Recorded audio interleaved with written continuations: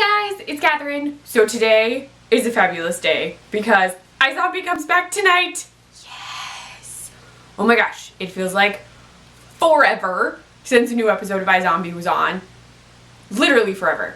Okay, I mean, it was just December. But seriously, when you switch from one year to another year, it makes it feel even longer. So anyway, iZombie is back tonight at 9 p.m. Eastern for some of you. I can't watch it until 2 a.m. because I don't have the CW, which is terribly sad. And even if I did have the CW, I have to work tomorrow, which is not bad. Work is fine. I wish I could be watching iZombie. I mean, I wish we got cable at work because then I would find a way. I would find a way to watch iZombie. But we don't have cable. So I'm just gonna have to wait, suffer through until 2 a.m. But okay, this video is not about me complaining about the fact that I don't have cable or complaining that I have to work. Because I already knew those things were happening. They happen every time I watch iZombie. But I thought since the new episodes, I guess season 2, part 2? Part B? I don't know. The other half of iZombie season 2 starts, I would talk about things that I'm excited to see, things that I'm hoping happen, things that are freaking me out. Okay, it's sort of a hodgepodge of things connected to what I'm hoping or think could happen in these new episodes.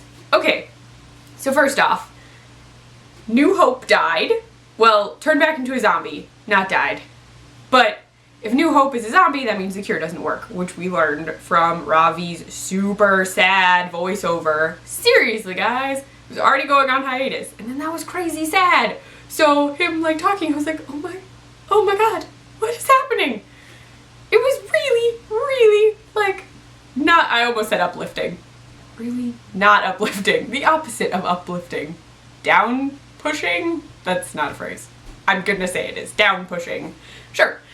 But now we know that the cure doesn't really work, which means, one, this is kind of sad. Major will probably turn back into a zombie.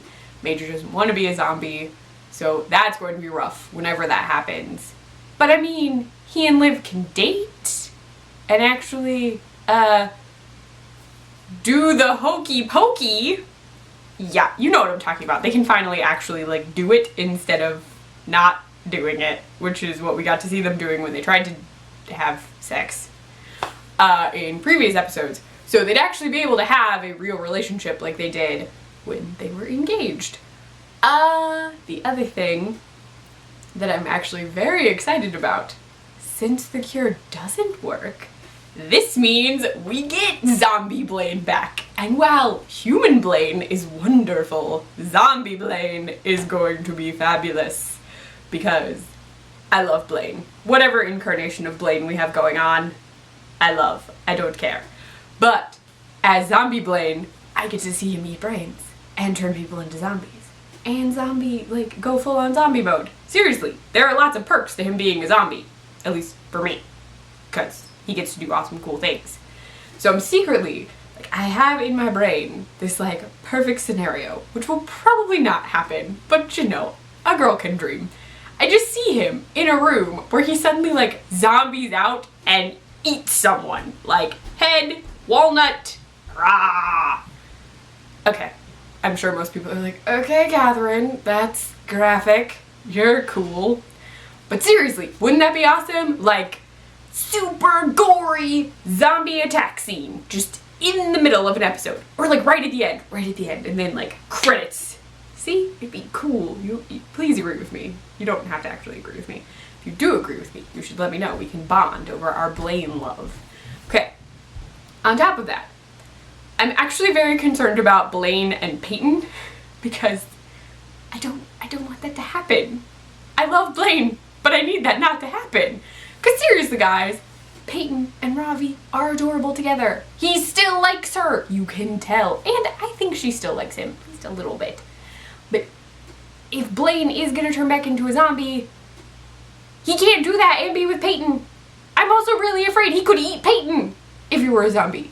I mean, he might not. Maybe he thinks she's cute and he won't eat her. But, you know, you run the risk. And I would be afraid that he would go full on zombie mode and do the walnut eating scene I want with Peyton's face. And I like Peyton's face. She's adorable.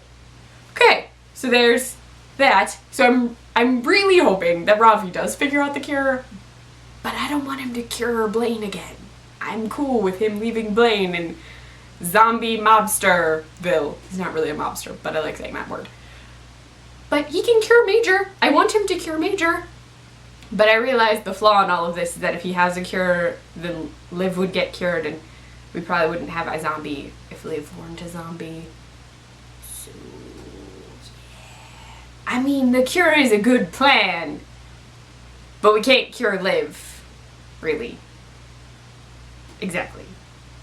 Anyway, it would just be difficult. Like, you can't have a show called iZombie if your lead character is no longer a zombie. But who knows? I mean, maybe.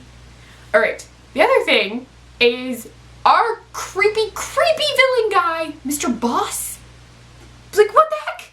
He's terrifying. He played a mall Santa. How do you make mall Santas creepy? I retract that statement. Mall Santas can be creepy. But somehow, he made his mall Santa extra creepy. And like, he's evil, but made everything he was doing sound so nice and polite. Like, he covered up an entire crime so that it would look like Liv passed out in his warehouse. Like, seriously, he covered up a whole thing just to screw with Liv, which is evil. And I'm pretty sure he'll kill anyone.